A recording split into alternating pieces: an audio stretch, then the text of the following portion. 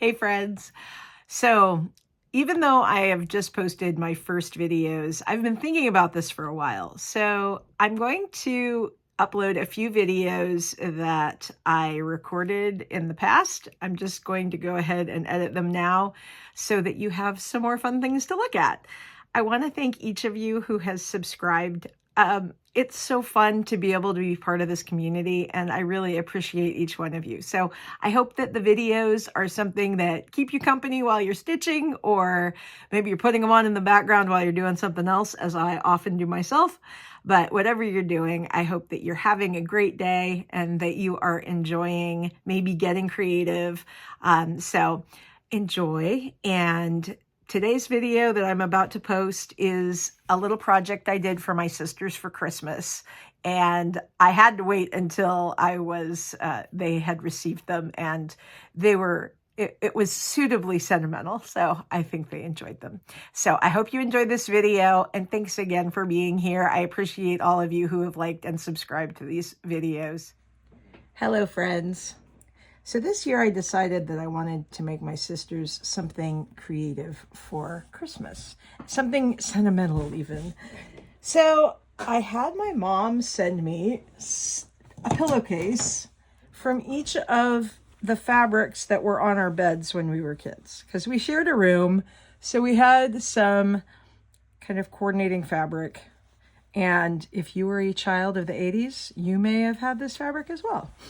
But with one pillowcase from each of the fabrics, and then this one was another one.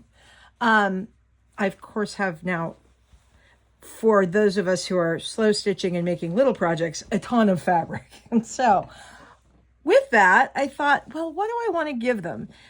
You know, these are pretty bright colors, and I'm not sure how they match the color palette of my sisters' homes now.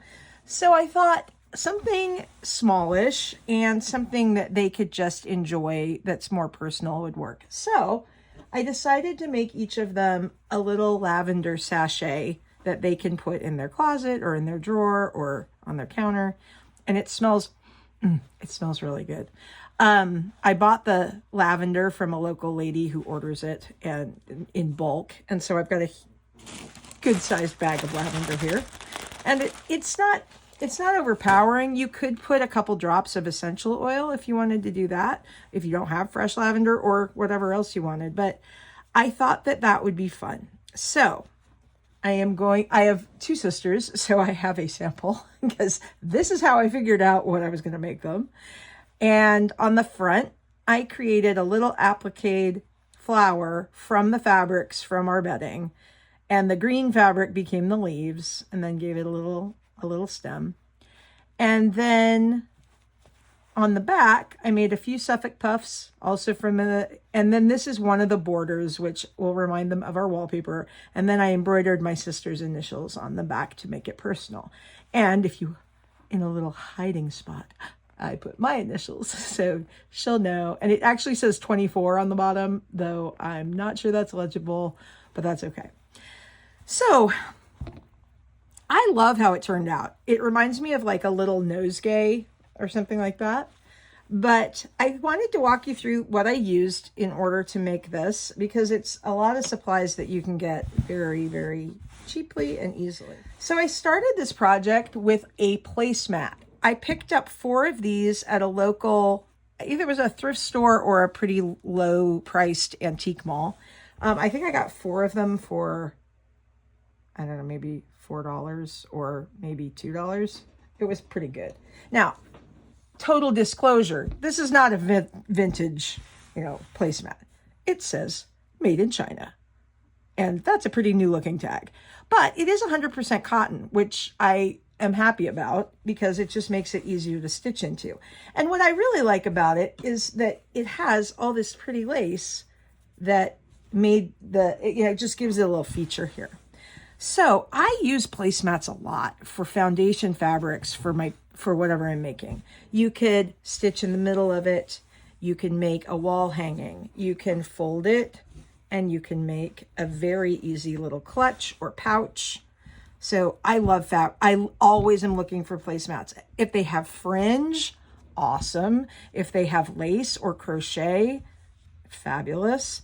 If they're stained, I don't care because I'm probably going to put something over it anyway. So, you know, you can be on the lookout for those. So with this one, what I decided to do was just to cut it in half.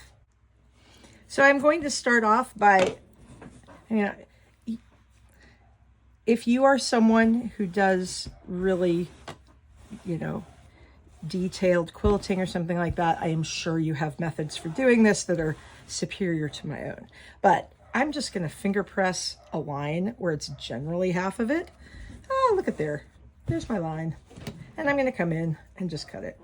And, you know, sometimes you have to be careful with whatever is around the edges so it doesn't unravel. But if that's the case, you can probably just take a couple stitches on it. This lace isn't going anywhere, so it's fine. But if you needed to do that, you could.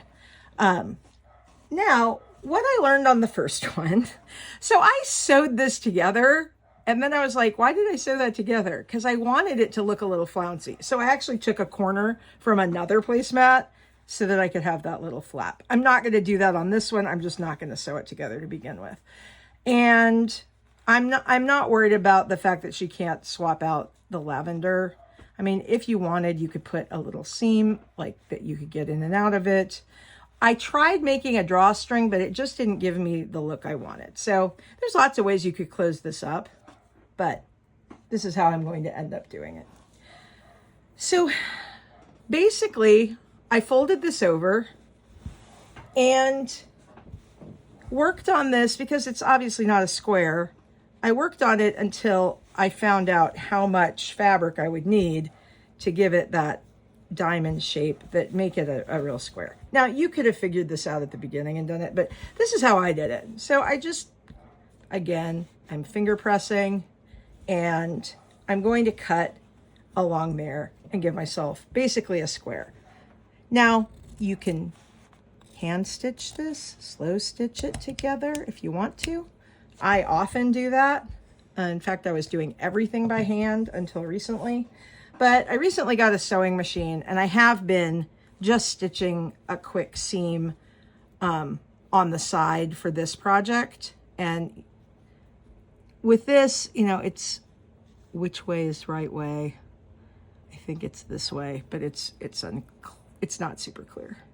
But before I do that, and if you're like me, sometimes you get excited and gung-ho and you want to put something together. No, no, no. We're doing something first. So this is going to actually be the inside. So I'm just going to fold it back.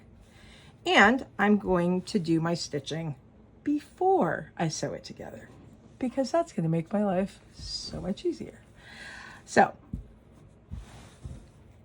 it's going to be oriented this way. And like in my example, the little stem is going to go down kind of in the corner. Now, if you want to put it further up so you can see it better, you could do that. I don't mind that it goes along the side because when I stuff this, you know, that's what I'm going to end up doing. Now, little bonus. So this part that was here, this is what I'm going to use to make my little sachet for the lavender. And part of why I wish I hadn't stitched up the top of this is that obviously this itself is so cute. You know, it's this little pretty sachet that will live in here. And I did add I had the lace on the one that's in there, but she won't see it because it's stitched up. So it's not the end of the world, but you know, if you want to then leave it like this, and then when it folds up, she'll be able to see it. You could do it that way. Same with any crochet or whatever. If it's too tall, you could obviously just, you know, snip that down, make it a little bit smaller. So we'll see, we might do that. Okay, now onto our flower. So I cut out little petals from the fabric that I was sent by my mom, and I love how bright they are.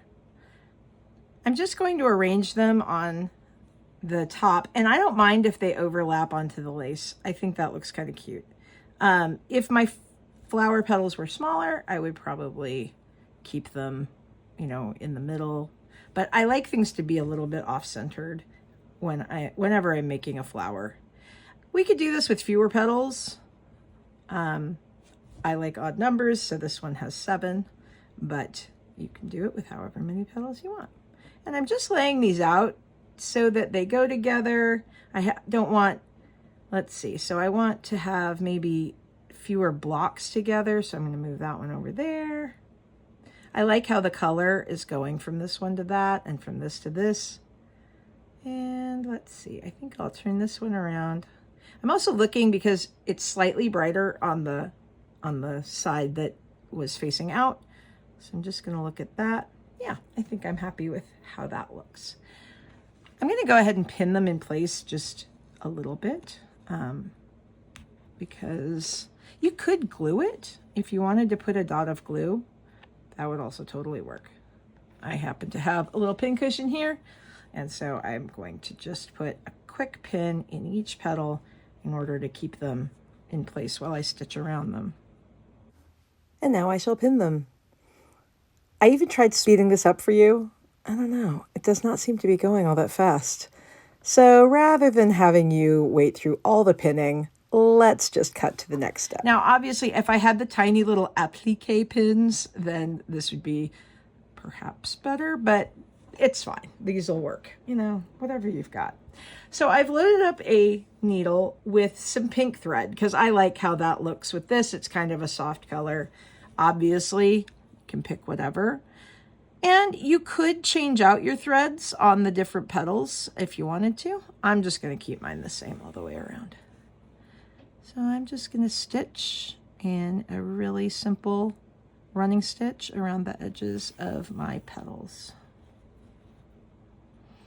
So the day started off looking like it might be complicated, but I got it taken care of. It was fine. And then I met up with my son in order to swap cars, and we ended up hanging out together and having a little bit of lunch and coffee, and that was awesome. I have 2 teenagers who drive, which means I've entered this weird I have children but never see them phase of my life, which is drastically different than a year or 2 ago when I was driving them everywhere all the time. And now I am not. And it's a weird new season.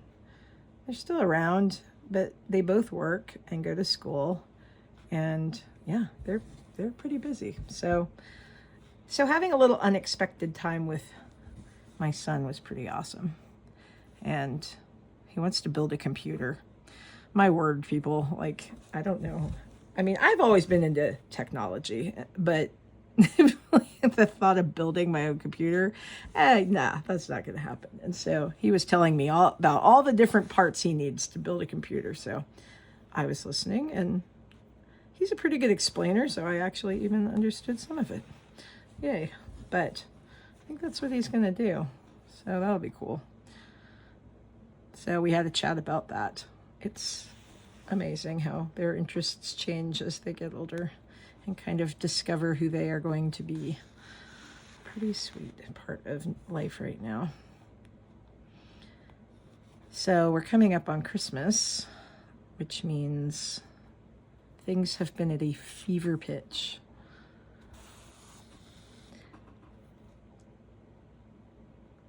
Everybody says Christmas is really busy, or a lot of people do. What stage of life are you in? Do your holidays get crazy? Do you have a lot of people over? Does it become more of a relaxed time because it's a different schedule? I don't know if, I mean, I think that's true sometimes. That's been true for us at different times. I've had a lot of events because I'm a photographer, and I am actually heading out in a little bit to do Santa photos. I have a bunch of friends who run nonprofits, and so I like to do Santa photos to raise money for them. So tonight is a benefit for Food Raising Friends that one of my friends has run for several years, and they help feed hungry kids in our area. So people can bring some canned food and get a picture with Santa. And it's being hosted by another friend who owns a coffee shop. So people can come out and get some coffee or cold brew or hot chocolate and photo with Santa. So I love that kind of community thing. I am all about that. I love it when different small businesses can come together and support local nonprofits and raise awareness or raise money or get donations or whatever. So this is a great time of year for that. I'm really curious. What is that how it is where you live? I live in Pensacola, Florida, which is about as far northwest as you can go and still be in Florida. And I have never lived in a community that is so focused on nonprofits. It's really cool. I mean, I've lived in great cities before that I love and that were very giving, but Pensacola is just on another level of a community involvement, I would say. So there's a lot of opportunity here.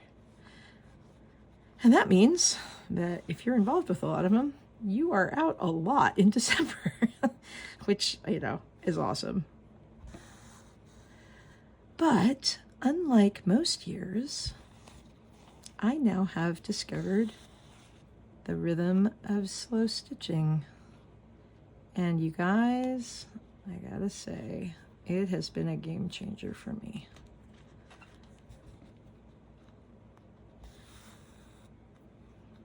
I hear that a lot. And some people have been doing this for decades. And so for them, they're just, probably slightly amused, but very hospitable at bringing us all in for whom this is a newer endeavor.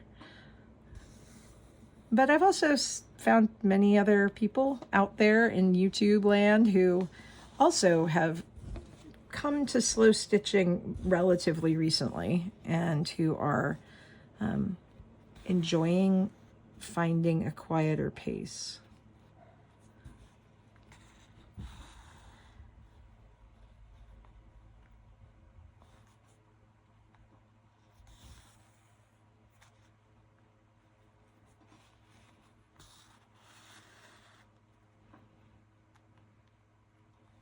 That rhythm of pulling the thread through the cloth. Now, you could 100% use an embroidery hoop here. I don't because, well, there's a few reasons. One is because this weird little scrap of fabric would not fit in, I don't know, maybe it would fit in one of my tiny hoops, but it would be weird and I don't know how I could make it work, and I would just get frustrated. So, but the other reason is I learned from Catherine over at K3N Cloth Tales. I don't know if you have been following her, but she generally does not use a hoop with where she is in her creative life, just so that she can hold the cloth, because a lot of the joy of this kind of slow stitching is feeling the cloth.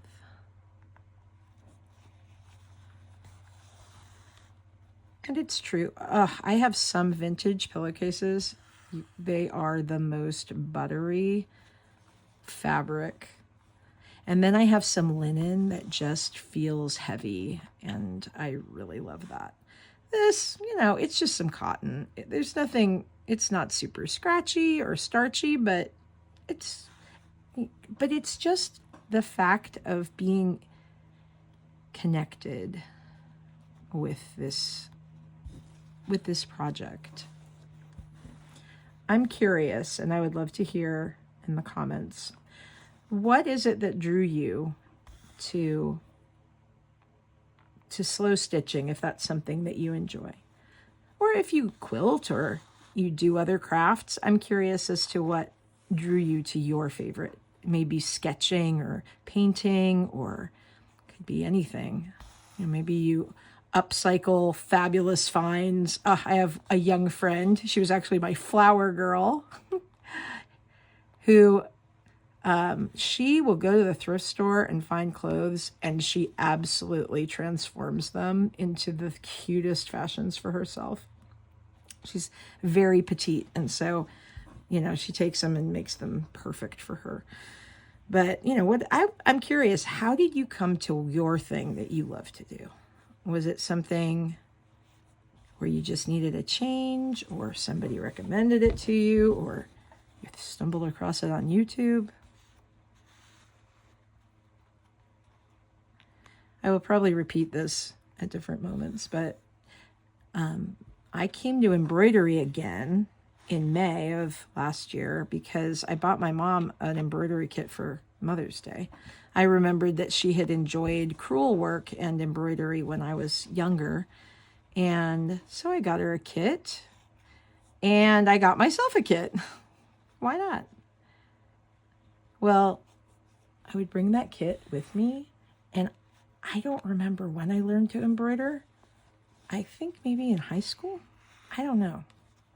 But it was all there, like French knots. I have some very experienced friends who hate French knots, and I love them. I don't know why. It's so satisfying. And yes, sometimes they go insane. And you've got thread everywhere, or you have to cut them off because what happened? I don't even know. But generally, my French knots are fairly compliant, and they will go where I want them to go, which is lovely. I have a little pin cushion here. This is where all my pins are going. Over on Art Fiber Stitch, the lady there made this pin cushion with her mom. I didn't have a pin cushion. Well, I had one of those. I have a giant one that was my mother-in-law's, and it's really cool, but I needed something smaller for this table. And what I love is she had put a magnet in the middle so she could just throw her needles there. And I was like, that is so cool. So I have a bunch of magnets that from, I don't know when. So I wrapped one in fabric, and then I just sewed that baby on here. Just like, wrapped it around, stitched it down. And I love it because I can throw my needles in the middle and I've got my pins. So Art Fiber Stitch, I will put a link down below where you can see that. But anyway, very cool. But that's where my pins are going as I go here. So yeah, I'm a recent rediscoverer of the joy of putting needle to thread. But, you know, I've always loved anything artistic. Like, I love painting. I love sculpture with clay. I would never fire it, and so sad things happen to it, but I love it. And I like doodling and drawing. I don't feel like I'm really great at drawing. I'm better at painting because I really love color. That maybe doesn't make sense, but they're different skills, you know? Being able to create great color, I think, is a different skill than being able to draw really well. So I enjoy both, but definitely better with the color. And so I've explored all those things. And I really feel like this collaging and sketching with fabric and thread, I just love it. I don't know. And then also, one of the things I've learned from all the YouTube community, which that is the other major thing that's gotten me into this, is what a lovely group of people. I love that every YouTuber, a lot of them seem to overlap that I have watched over the last several months. And people are so nice and they're so creative and encouraging, especially for those of us who are newer to all of these skills. So giving with their time and understanding. I just love that. But anyway, you know, finding that community has been a big part of it. And then just the rhythm of not having to create a piece of art and be really conscious of the performance of it. Of, you know, is it perfect? Is it good enough? Just enjoying making it. That's what I'm doing here. I am loving putting these little petals together. And I'm also really excited about my sisters seeing these because we shared a room for quite a chunk of our childhood. And these were our covers and pillowcases and wallpaper because at that point, everything matched. It's not really like that now, but I'm sorry. I may not be holding this so you can see it, but you know, if you're like me, you throw on a video and then you're doing your thing, and mostly it's just kind of companionship, which isn't that cool? how you can be creating alongside somebody else, but you're doing your thing and they're doing their thing. And if you want to try to do this, it's obviously very easy. This is a very, very simple project. You know, I just we got our placemat. You could totally use a vintage napkin for this. You could use a piece of regular cloth, whatever.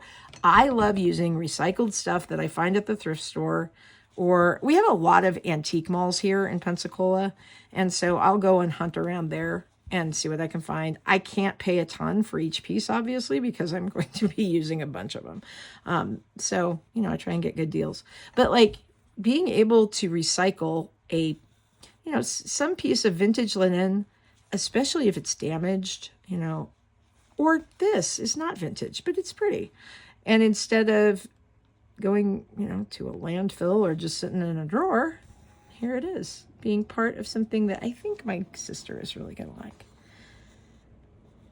We're all pretty sentimental, and we never see each other.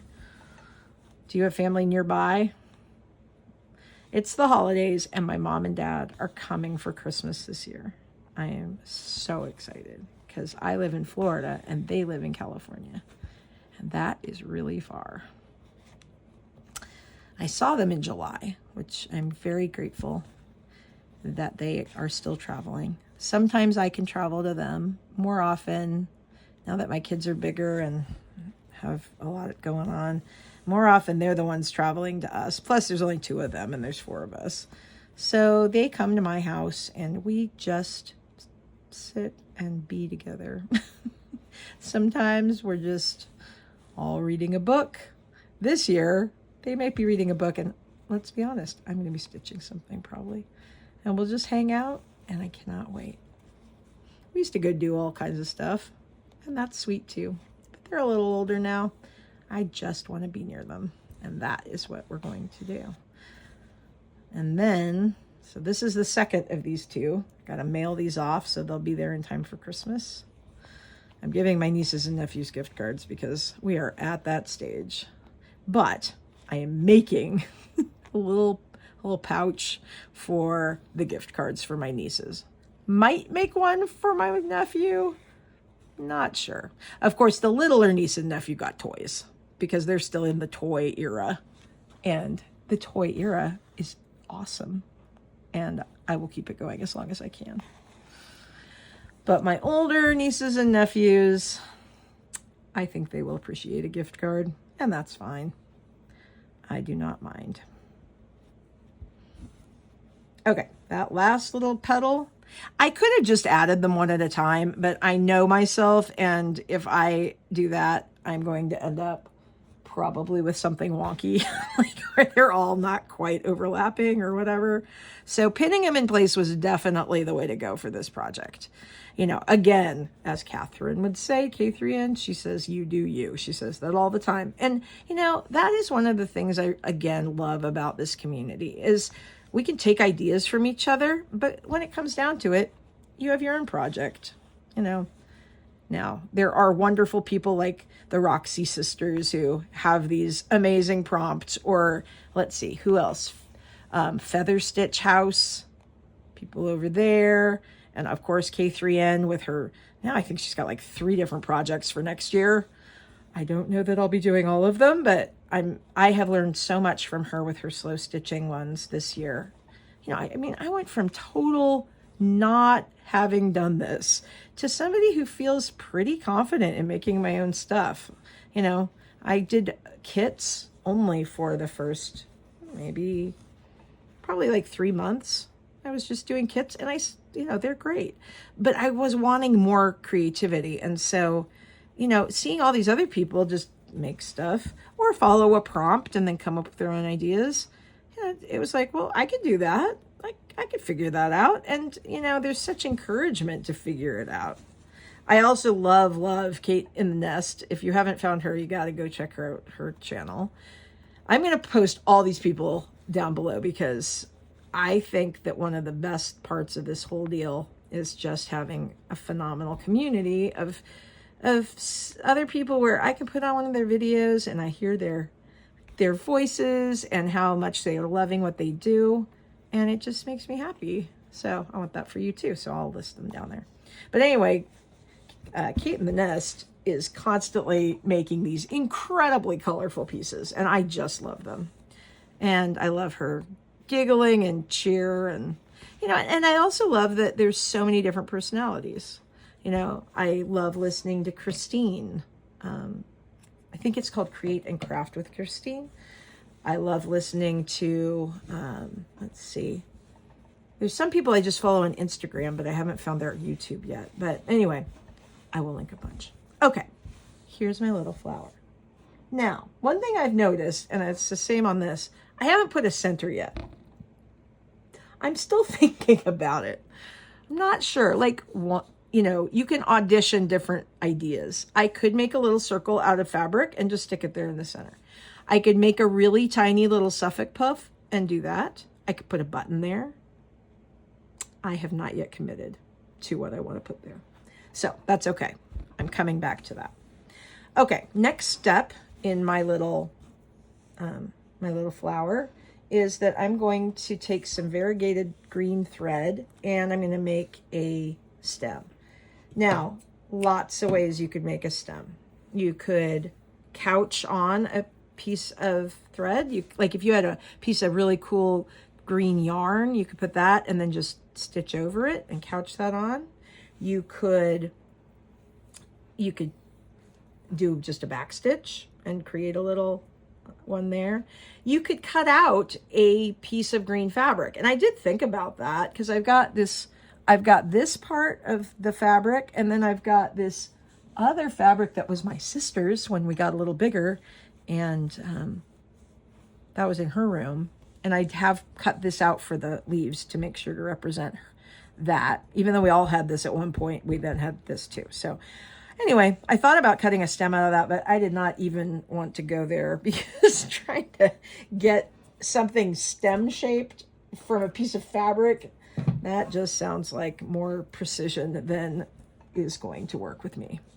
Okay, you will notice that even though I have the giantest eye of a needle on earth for this project, I am still using a needle threader. Why, you may ask?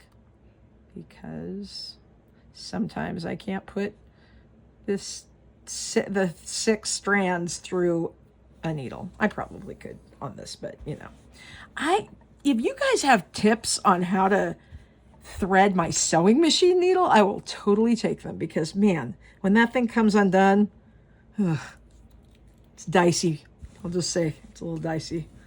Okay, 2 ways I could do this. I can stitch on my leaves first, but maybe you're out there saying, why on earth would you do that? But I mean, you could. But I'm going to stitch my stem first, because then I actually, in this one, ended laying over the leaves on some of it. And maybe you're saying, of course, that's what you should do. Maybe it's obvious to you. But anyway, I did think about both ways. All right. Now, I am no Sarah Humphrey Royal Needlepoint School lady. I'm just going to tell you that. But I do like a chain stitch. So here's how I do it if you're totally new. The rest of you know what you're doing. Okay, I may even be doing it wrong, but this is how I do it. So I go through there and I pull it, and I have too much thread. Yes, you're right. I have too long of a length of thread, but that's okay. Then I'm just going to go under here so that finishes off this little chain, and do the next one. I'm gonna move those pins out of the way before they become an issue. So I'm just gonna put this next, come up through however far up I want the chain. That's how I do chain stitch. I'm sure there's another way to do it. It's probably better, but this works for me. And I'm sorry, because it may make it harder to hold, but I gotta hold it like this. I suppose if I were using a hoop, I wouldn't have that issue. Chain stitch is cool because you can definitely get it to bend around a corner. Sometimes with a back stitch, I don't know, for whatever reason, it's sometimes hard to make a turn. But with the chain stitch, it seems to travel easier. And I am making a little bit fatter chain stitch you can obviously pull it tighter and have it be almost more of a fancy line. Another one you could do would be to do a back stitch and then whip it, weave it through, and that would look really cool here too. But I want it to be a little chunkier because I've got massive flower petals, and so I just kind of want it to be to scale. So I'm kind of opening those guys up.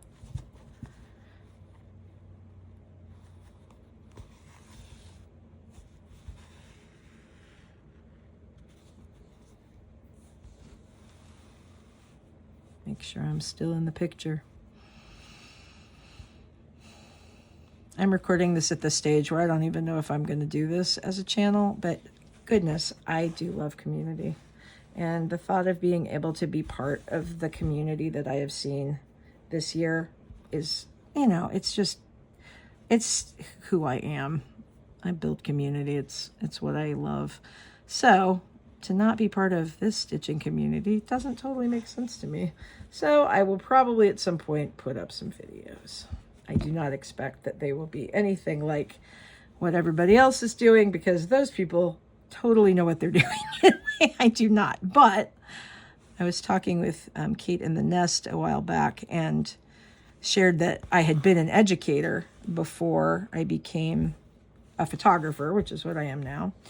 And I'm also I publish a magazine every month, so I got a lot going on. But she's also been involved in education in a big way.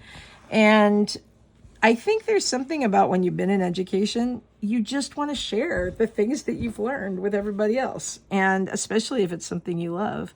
So the thought of having a place, a channel, or a Facebook page or whatever else where I can encourage other people to find fun, creative pastimes really resonates with me. So it'll probably happen at some point. And yeah, we'll see. But there's something about joining your voice to everybody else's that's pretty cool. Okay. I'm just going to run that last stitch in there. I like that. That looks cute. Now I could do little leaf stitch, little leaves, but instead I am going to applique a couple of little leaves, or not even, it's not really, I mean, it is applique, but to me, I don't know. Applique is like needle turned applique where it looks all perfect. This is slow stitched collaging of fabrics, which I just love. I love the look, and that's what we're doing here. So I'm going to put on my leaves next. Now, my plan is to have one at the bottom and then one a little ways up. I think this big fat leaf that I made, he's a little chunky, but I think that weights it down there. Let's see. It's the same size as the petals. I like it. You could also, you could stitch some grass on there, or cute little ladybug. That would look cute. Or a bee. Oh, aren't there so many options? I love it.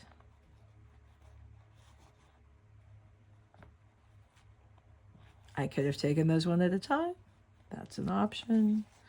I'm going to just pull them through this time. I do love that variegated thread. It just adds so much interest, I don't know, and the green is my favorite. I like the green and I like the yellow. I feel like I find the most use for those two colors in, all the variations of color. And I don't know, I love this green that goes to kind of a yellow green. It's so pretty. And when I'm stitching grass or something like that, that's what grass looks like. It has light coming through it, and it has the shadow, and it has the darker tones. So yeah, that's such an easy way to get interest into a piece, is just to use that variegated thread. But it can call attention to itself. That's the other thing I've noticed. And so, if you want it to be more subtle, not so much, not so much that thread. Okay, there's my little leaf, but he looks cute. Look at that little leaf with your little dark outline. I like that. All right. And now I'm just going to run this up underneath so it doesn't get all crazy and come out here and stitch on my other leaf. Now I just don't want him to get stuck down into my seam when I end up doing that. So I think I'll actually make the leaf come off kind of this bend. And I want to do that. Or actually, I did it up higher. I think I did it like here. And I don't care if it's going to cover part of my stem. That doesn't matter. All right. So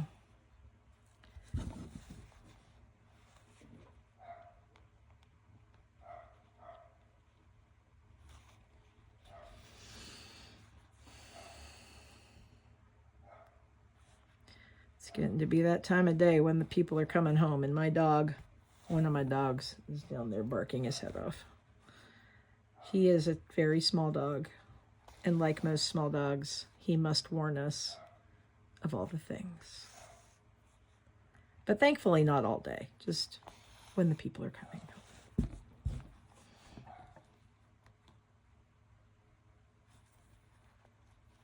So this leaf is going to get sucked into my seam. I just know that. I mean, because I'm going to run this through the machine, probably. I don't have to, but even if I were hand stitching it, it would still get turned over, but that's fine. I mean, you know, it's just a little decoration.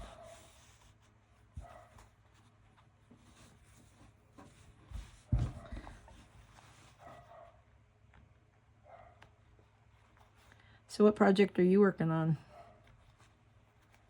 As I am working on this, it is close to the end of December. It is December, what? It's like the 17th, and so I've got about a week till Christmas, but in order to get these presents off to my sisters, they need to be done ASAP. So are you finishing up presents, or maybe you might be watching this later and working on a new project? I love making things. I do it every day that I can. It is my reward for getting everything else done. Does anyone else feel that way? Ah, it's so lovely. Okay, there's my little flower, and it does need something, but I haven't figured that out yet, so that's okay. We're going to go on to the back. Okay, so the back of this, what I did on this one, and I love how it turned out, was to take a band, and I've put French knots to hold it in place. And again, with the variegated little threads there. Then my Suffolk puffs, as you can see, I gave them some little pink French knot centers. And I like it, so I'll probably do that again. And then I put my sister's initials there. I just love the feel of this little piece. It has so much to touch. It has so many little tiny textures, and it's squishy. What more do you want? Okay, so now the back.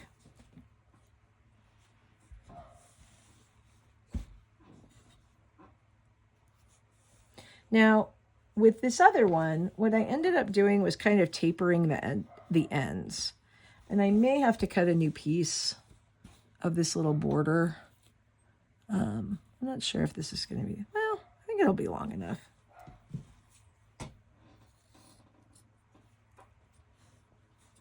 Just going to trim off the edges.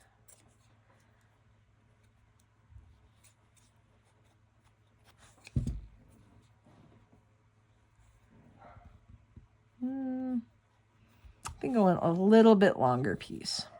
Okay, I'm going to go get that. Actually, I think I am going to go with this slightly smaller one.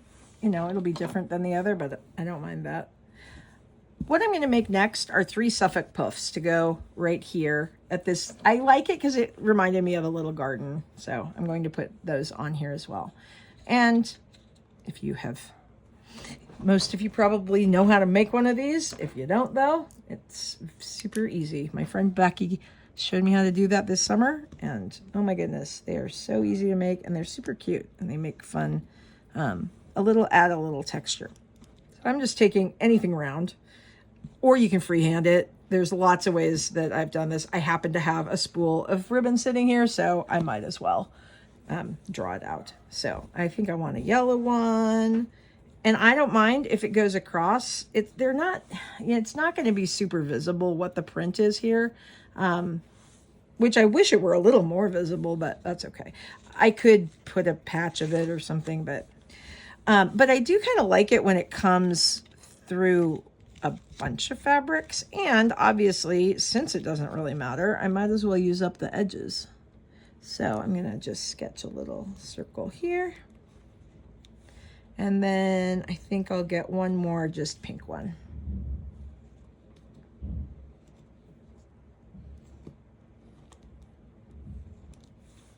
Okay, so let me cut these out.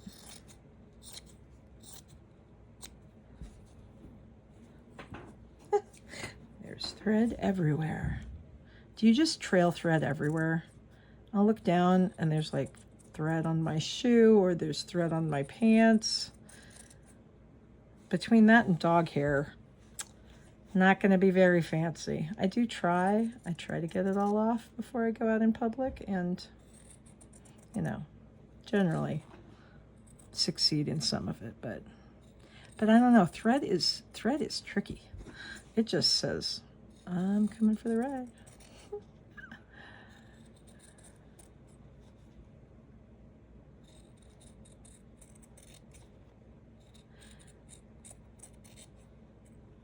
I love the Suffolk puffs too, because you can make them any size and they can fulfill all kinds of needs for texture in a piece.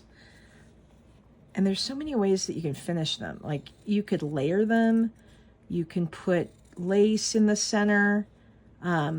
Kate in the Nest was mentioning the other day that one of her subbies had told her, hey, you could stuff your Suffolk puff and then put a crocheted flower on top. And I love that idea. I'm definitely doing that with one of my projects that's going, because that would add a lot of dimension, which I think that's one of the things that you're always trying to do with your fabric, is you're trying to communicate dimension with it.